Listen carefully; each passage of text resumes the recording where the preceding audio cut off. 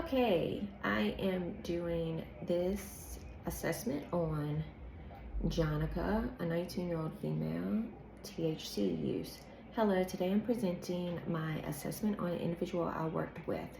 The individual I used for this assignment is Jonica, a 19-year-old woman working toward reducing her marijuana use and improving her overall well-being. The identified problem is her THC use and the impact it has had on her motivation and ability to get a job. She is choosing to seek help, and she says she genuinely wants to stop smoking because she knows she must pass a drug screen. Jonica describes her current situation as stressful. She dropped out of college and now needs to find stable employment.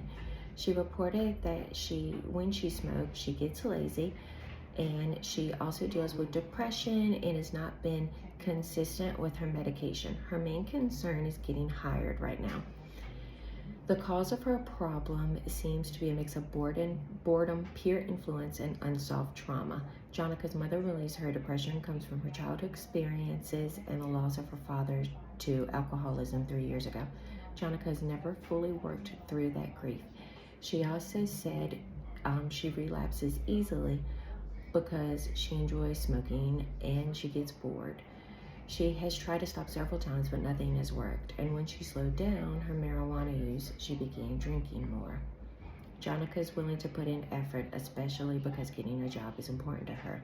She wants help maintaining boredom, avoiding peers who smoke, and improving her depression symptoms. For assessment, I used an informal interview and basic substance use screening. The results showed ongoing THC use, depression, low motivation, and boredom and peer influence as major triggers.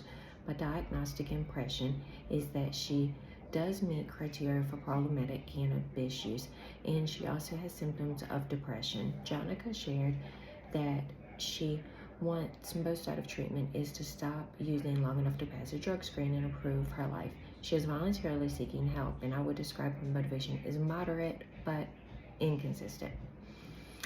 For this assessment, I create 3 centered goals. Goal 1 is to reduce and eliminate THC use. The objective is for her to cut down within 2 weeks, identify 3 to 5 triggers by session 3, and reach 14 days of THC free. Strategies include education on THC, building a relapse prevention plan, a weekly accountability check-in. The timeline for this goal is 30 to 45 days. Goal 2 is to improve coping skills for boredom and peer pressure. The objectives are for her to identify 5 substance-free activities, practice refusal skills in role play within 30 days, and limit time with peers who smoke within 6 weeks. Strategies include assertive communication, creating a weekly routine, and exploring substance-free social supports. This is a 4 to 8 week goal. Goal 3 is to address depression and grief.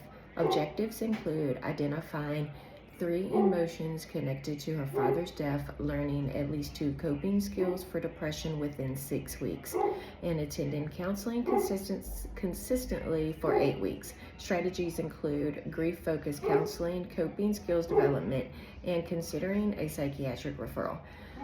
The goal has an 8 to 12 week timeline. To reassess her progress, I would look for reduced THC use, improved attendance, increased mood stability, and step towards job readiness. Any movement in those directions would show progress. My final impression is that Jonica faces several emotional and behavioral barriers, but she also has strengths. She is young, she's asking for help, and she has a clear reason to change. I do believe that she can be successful in treatment if she stays engaged and receives the right support. Thank you.